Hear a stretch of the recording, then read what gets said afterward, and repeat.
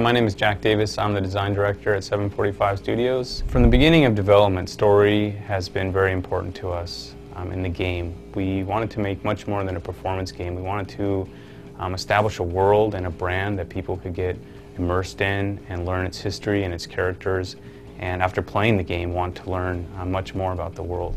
The story is very important as you're playing through the game, as you're playing through the adventure mode, which is called Unite the Clans.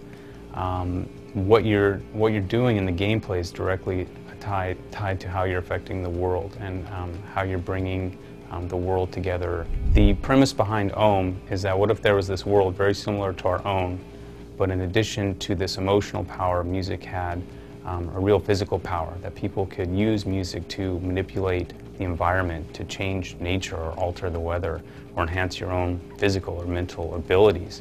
And then what would that have done to shape that world, its history, and its people?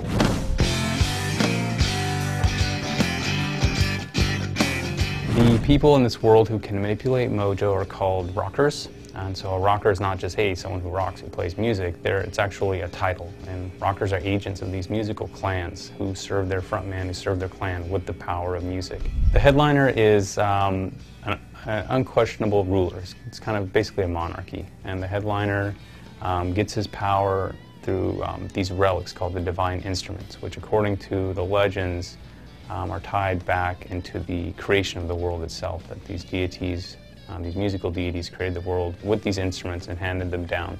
Eventually, the headliner's power grew very oppressive, and several of the rocker clans just outright rebelled against him and said, hey, we're not going to follow you anymore. And in response, the headliner issued this edict of silence, which banned the rebellious clans from playing within the city. So it's kind of like making live performances illegal. And so, this didn't cause the clans to stop playing, but rather they established these secret underground venues.